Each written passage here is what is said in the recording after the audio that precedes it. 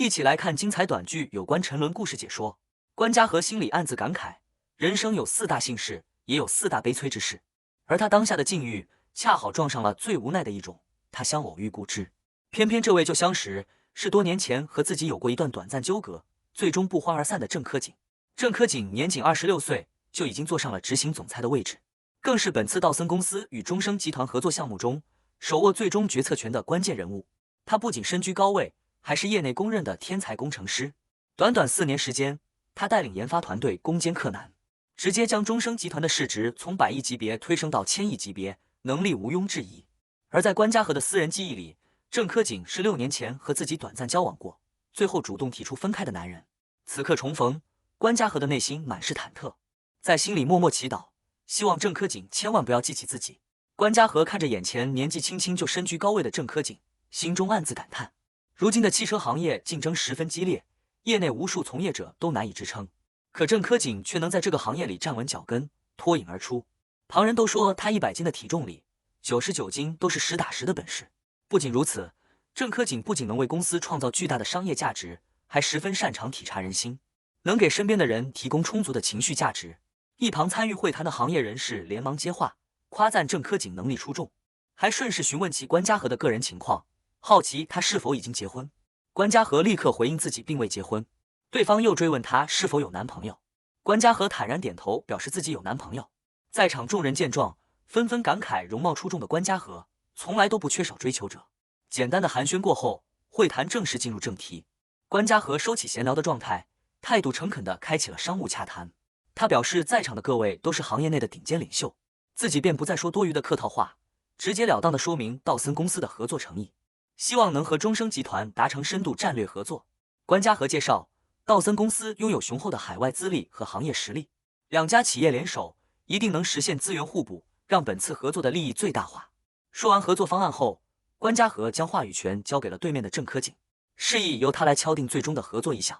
没想到郑科景态度冷淡，没有丝毫犹豫，直接开口表明本次合作无法达成。突如其来的拒绝让在场的众人都十分意外。关嘉禾的同事连忙开口，礼貌地请求郑科景明示拒绝合作的具体原因。郑科景只给出了一个极其敷衍的理由，称自己单纯不喜欢这次的合作，随后便表示自己还有私人行程需要处理，起身准备离场。眼看合作事宜彻底陷入僵局，关嘉禾立刻追了上去，主动叫住郑科景，提出想要换一个单独的场地沟通交谈。郑科景却直接回绝了他的提议，明确告知关嘉禾，如果是工作相关的事宜，就不必再多费口舌，中升集团绝对不会和道森公司展开合作。关嘉禾不肯就此放弃，接连追问郑科景拒绝的缘由，想知道究竟是合作条款无法让中升满意，还是单纯对自己这个谈判负责人心存不满。他直言自己看不懂郑科景的做法，疑惑他是否是在故意和自己发脾气。郑科景面对他的质问，语气平淡地表示，自己只是想让关嘉禾给出合作失败的合理理由，同时反问关嘉禾为何会笃定自己是因为个人情绪针对他。郑科景强调，今天是两人第一次正式因公碰面，自己对关嘉禾本人没有任何不满。关嘉禾依旧无法接受这个结果，他严肃地指出，因为私人情绪影响公事是非常不专业且不公平的行为。郑科景听完他的指责，语气带着几分嘲讽和强势，告诉关嘉禾，只有等他坐到自己的位置，拥有足够的话语权之后，才有资格在整个行业面前谈论专业与公平。关嘉禾被郑科景的态度激怒，忍不住出声提醒他自重。两人之间的氛围瞬间变得紧张，积压多年的过往纠葛被翻了出来。关嘉禾带着不甘质问郑科景，如今摆出一副疏离冷漠的模样，实在太过虚伪。他细数当年的过往，坦言从前是郑科景像藤蔓一样紧紧追随自己，主动靠近，热烈追求，根本不是自己单方面的纠缠。关嘉禾直言，当年的郑科景也曾心动摇摆，也曾刻意试探，欲擒故纵，半推半就地回应过自己的心意。可每次两人产生矛盾，郑科景只会用冷漠、冷战、闹脾气、失联的方式对待感情。郑科景听完这番话，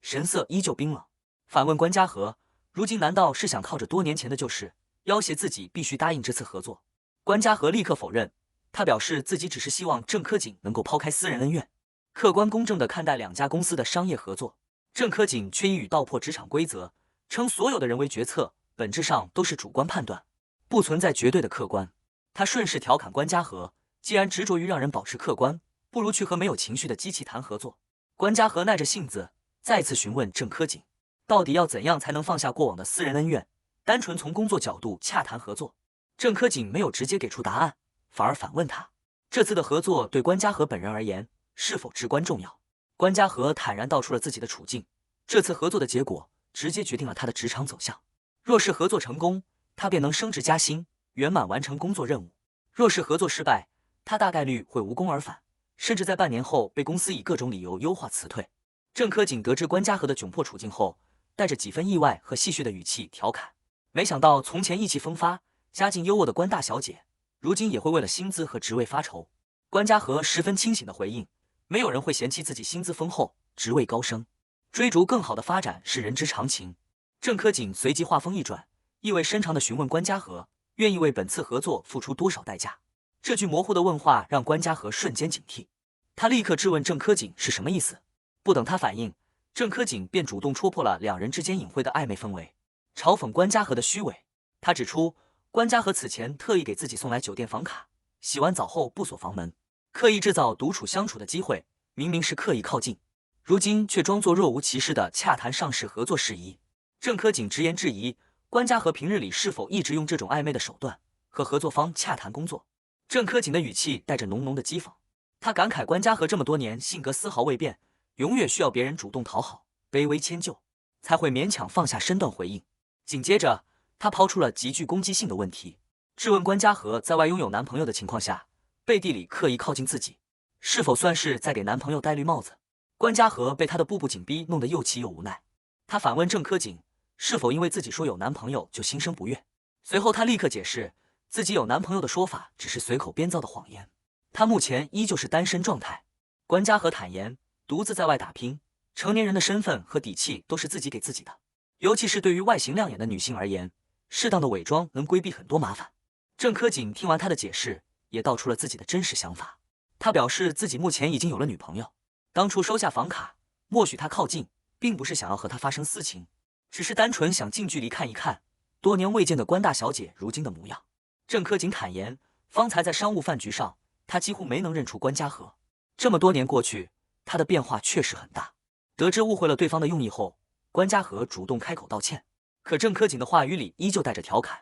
直言没想到关嘉禾到了如今的年纪，依旧拥有十足的自信。这场不欢而散的洽谈，让两人尘封多年的过往再次被揭开。22岁的关嘉禾与26岁的郑科锦，19岁的郑科锦与25岁的关嘉禾，不同的年纪搭配，造就了截然不同的结局。如今的郑科锦早已褪去年少的青涩和懵懂，不再是19岁那个懵懂单纯的少年，历经岁月沉淀，变得沉稳、冷漠且心思深沉。洽谈失败后，关嘉禾的同事嘉禾匆匆赶来，第一时间关心关嘉禾的状况，询问他是否受到委屈，有没有受伤。关嘉禾安抚嘉禾，表示自己安然无恙，同时反问嘉禾是否一切安好。就在这时，一旁的熟人主动介绍，告知嘉禾，眼前这位年轻优秀的男士是自己的大儿子陈彻，今年刚刚19岁。熟人笑着让陈彻和嘉禾打招呼，告诉陈彻，嘉禾是自己时常提起的姐姐，平日里家里几个孩子的手机、电脑都是嘉禾贴心赠送的，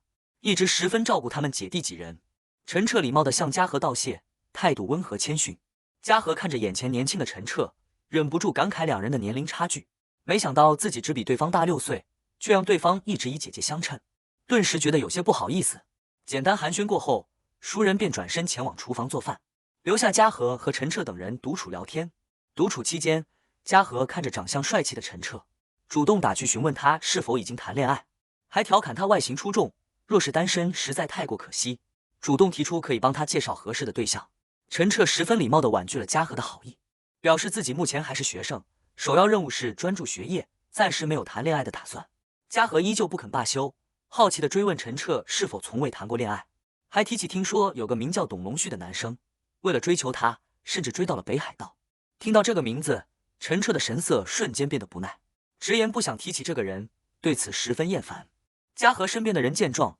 忍不住低声吐槽嘉禾，调侃他和陈彻说话时语气格外温柔，态度十分特殊。随后，旁人向嘉禾细细讲述了陈彻的身世经历，让嘉禾对这个年轻的少年多了几分心疼。众人告知嘉禾，陈彻的身世十分坎坷，他的叔叔是一个极其自私卑劣的人，在陈彻的父母意外离世后，叔叔主动收养他，目的并非怜惜晚辈，而是觊觎霸占陈彻父母留下的房产。后续叔叔变卖了陈彻的家产，带着小三远走高飞，彻底抛弃了陈彻姐弟几人。万幸的是，嘉禾家的阿姨心地善良，多年来一直尽心尽力照顾陈彻和弟弟妹妹，将他们视如己出。众人继续感慨陈彻的争气与坚韧。阿姨独自在邺城打工谋生，无暇时刻照料几个孩子。年少的陈彻便早早扛起家庭重担，独自在家照顾年幼的弟弟妹妹。即便生活艰苦，无人帮扶，他依旧凭借自身的努力，在17岁时以全省第1的优异成绩考入医科大学，前途不可限量。听完陈彻的坎坷经历，嘉禾内心满是心疼。身边的朋友一眼看穿了他的心思，调侃他并非欣赏陈彻的三观，只是单纯被他的外貌吸引，见色起意，还提醒他陈彻年纪尚小，应当保持分寸。几人随后一同前往购物，看着店内价格不等的饰品，旁人感慨，对于嘉禾来说，金钱仿佛只是一串没有单位的数字，丝毫没有概念。嘉禾转头询问陈彻的喜好，让他挑选自己喜欢的款式。陈彻表示自己不懂这些饰品，分辨不出好坏。嘉禾见状，直接大方表示所有好看的款式全部买下，还主动将挑好的饰品送给陈彻。面对嘉禾的好意馈赠，陈彻礼貌拒绝，态度十分端正。他认真地向嘉禾解释，自己知晓多年来嘉禾和叔叔阿姨一直对他们姐弟几人百般照料，多方帮扶，他心中一直心怀感恩，但自己已经长大，不愿再随意接受他人的馈赠，想要凭借自己的努力创造生活。嘉禾见状，主动询问陈彻是否讨厌自己，陈彻立刻否认。嘉禾顺势半开玩笑地追问他是否喜欢自己，陈彻再次明确否认。嘉禾见状笑着打趣，称自己只是随口开玩笑，让他不必太过认真。两人轻松的相处氛围很快被突如其来的冲突打破。一名陌生男生突然冲了过来，情绪激动地看向陈彻，质问嘉禾是否是因为眼前这个年轻男生才不愿意和自己复合。男生言语刻薄，嘲讽嘉禾如今竟然开始帮扶底层普通人，做起了所谓的扶贫。看着男生不断出言羞辱陈彻，嘉禾瞬间动怒，当场和对方争执起来。陌生男生态度嚣张，不断骚扰嘉禾，口出恶言。陈彻见状，主动上前维护嘉禾，冷静地让对方分手应当体面，肆意骚扰女生算不上男子汉的行径。可对方依旧不依不饶，甚至出言呵斥陈彻，让他不要多管闲事。嘉禾彻底放下所有温柔，坚定地站在陈彻身前维护他，直言自己就是喜欢陈彻，无论他穿着朴素与否，自己都心甘情愿。面对对方的嘲讽，嘉禾底气十足的反击，告知对方陈彻高考取得728分的优异成绩，是前途无量的优秀学子，而对方仅有200多分的成绩，根本没有资格嘲讽诋毁他人。他直言对方的行为如同癞蛤蟆跳上脚背，不咬人却格外膈应人。随后便带着陈彻转身离开。离开争执现场后，陈彻主动向嘉禾道歉，内心满是愧疚。他表示自己不该未经嘉禾同意，当众和他举止亲密，说出暧昧的话语。原本只是想借此帮他摆脱骚扰者，却没想反倒打乱了嘉禾的节奏，给他带来了困扰。嘉禾连忙安抚陈彻，表明自己并没有责怪他的意思。可陈彻依旧耿耿于怀，追问嘉禾方才不愿让自己送他回学校，是不是想要和自己划清界限，害怕自己这个普通人的身份影响到他，担心自己的存在会拉低他的层次。嘉禾立刻否认了陈彻的猜测，认真告知他自己从未有过这样的想法，也从不觉得他是品行不端的人。看着温柔包容的嘉禾，陈彻忍不住调侃他太过单纯善良，自己随口几句解释，他便轻易选择相信。随后陈彻轻声询问嘉禾方才是否还在生气，身上有没有哪里不舒服。两人之间的氛围愈发温柔暧昧。画面转瞬切换，嘉禾即将搭乘飞机落地，他已经很久没有在梦里梦见过陈彻。落地之后，他需要立刻对接环宇公司的合作洽谈。出发前，嘉禾特意叮嘱同行的伙伴，若是洽谈过程中遇到僵局，就让伙伴谎称身体不适，所有的敬酒应酬都由自己全权接手。嘉禾内心笃定，中升集团的合作已然谈崩，环宇公司的合作必须尽力拿下，这是他目前唯一的突破口。嘉禾一行人顺利和环宇公司的负责人碰面，初次相见，众人相处融洽，洽谈过程十分顺利，双方友好举杯，达成初步合作共识，约定后续再深入细谈。酒局结束后，同事立刻向嘉禾汇报情况，告知他环宇公司已经邀约他们下周一前往公司详谈。能进入企业内部洽谈，意味着本次合作的成功率达到60%以上，是极大的好消息。洽谈结束后，嘉禾意外偶遇了郑科锦。郑科锦看着嘉禾，状态略显疲惫，似乎刚刚经历过应酬饮酒，身体十分不适。嘉禾见状，主动关心询问他的身体状况。郑科锦只是简单回应，并无大碍。随后，嘉禾介绍同行的环宇负责人与郑科锦相识，简单寒暄过后，便带着同事先行离开，给两人留出独处空间。郑科锦看着嘉禾离去的背影，眼神深沉，开口询问身边人，方才和嘉禾同行的邓朝阳年纪几何，反复确认对方的年龄，猜测对方究竟是20岁、21岁还是22岁。他内心暗自对比，觉得邓朝阳和嘉禾站在一起的模样格外刺眼。随后，郑科锦主动拦住嘉禾，开口询问孟朝阳是否是她的男朋友。嘉禾态度疏离，明确表示自己和郑科锦的关系还没有熟到可以谈论私人感情的地步，不愿回应他的私人提问。郑科锦却不依不饶，言语带着强势的压迫感，质问嘉禾的这位男友是否知道他前一晚特意进入自己房间主动示好的举动。嘉禾被郑科锦的步步紧逼彻底激怒，当即下了逐客令，警告他若是继续纠缠自己便立刻报警。郑科锦全然不顾嘉禾的警告，依旧强势纠缠，彻底惹怒了嘉禾。嘉禾当场怒斥郑科锦，指责他肆意闯入他人场地，肆意干涉自己的生活，太过蛮横无理。混乱之际，陈彻突然现身，出声维护嘉禾。可嘉禾的情绪已经彻底失控，一时冲动之下动手推开了纠缠不休的郑科锦。这一举动让郑科锦极为震惊，他不敢相信嘉禾竟然会为了年纪轻轻的陈彻动手斥责自己，和自己翻脸。郑科锦满心不甘与愤怒，出声质问嘉禾为何要维护这个一无是处的小废物。嘉禾立刻厉声反驳，严肃警告郑科锦，绝对不许诋毁陈彻，不许随意评价他。郑科锦看着眼前护着陈彻的嘉禾，满心讽刺地细数他的反差，嘲讽他在外人前端庄大气，人人尊称关总，私下里却任由年轻男生喊他姐姐，丝毫没有分寸。郑科锦直言戳破自己的看法，他认为陈彻对嘉禾根本没有真心，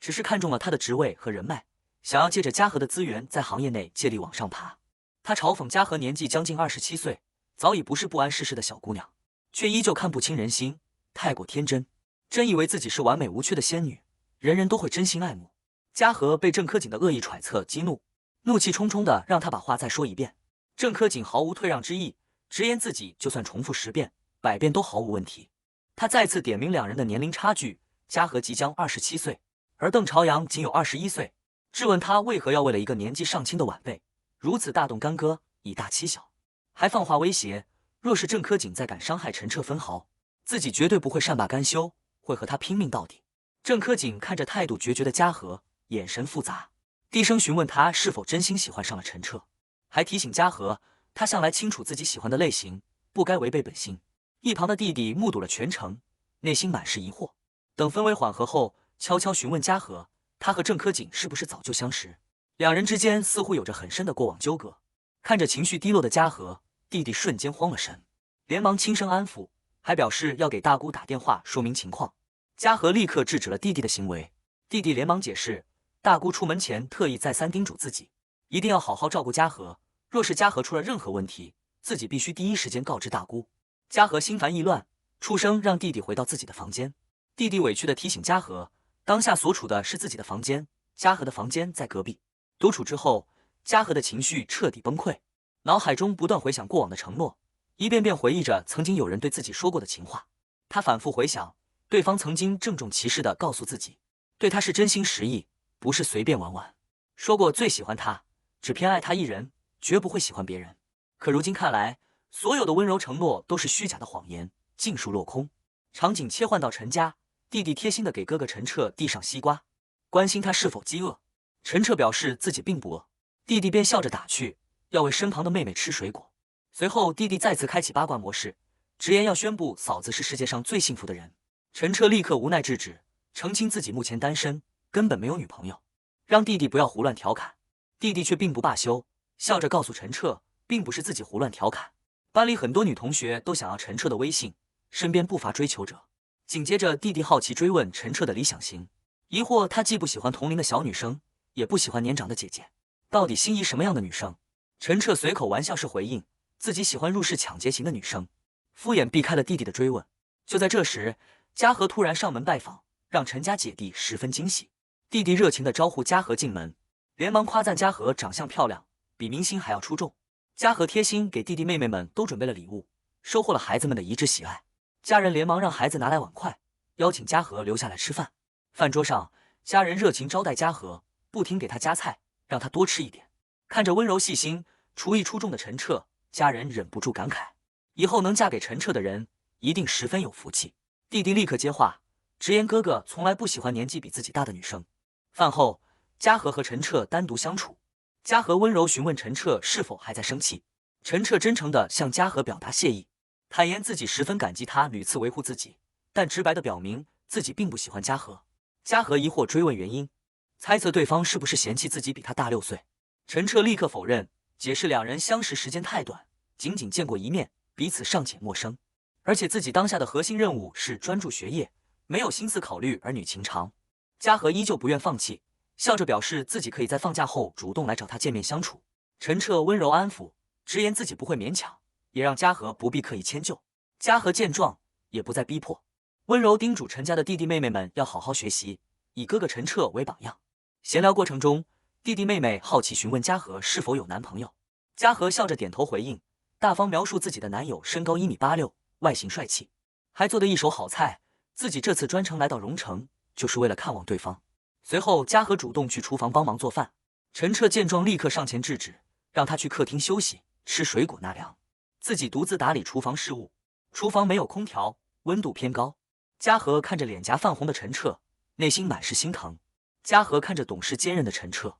感慨他这么多年就是靠着自己的力量，一步步带着弟弟妹妹长大成人。陈澈心态平和，坦言自己如今的生活已经十分圆满，内心格外知足。嘉禾心疼他的不易，同时也叮嘱他不必过度宠溺弟弟妹妹，频繁为孩子购置贵重物品，容易让孩子们养成奢靡的习惯。随后，嘉禾笑着打趣陈澈，自己多年来一直对他格外好，为何他始终不为所动？陈澈无奈笑着让他不要随意开玩笑。嘉禾随即提出下午想要带着陈澈出门逛逛，陪他放松散心。闲聊时，弟弟再次好奇询问陈澈，天天来家里吃饭，和他相处亲近的嘉禾姐姐是不是他的女朋友？陈澈再次否认。弟弟恍然大悟，直言嘉禾看着成熟稳重，和他们并非一个年龄段，还好奇询问嘉禾是否已经结婚生子。夏日的氛围温柔又治愈，两人相伴的时光短暂又珍贵。嘉禾格外贪恋和陈澈相处的每一分每一秒，他满心珍惜这份难得的相遇，暗自想要留住当下的美好时光，想要了解陈澈所有不为人知的过往，倾尽自己的温柔与陪伴，成为他可以安心停靠的港湾，守护好他所有的秘密与温柔。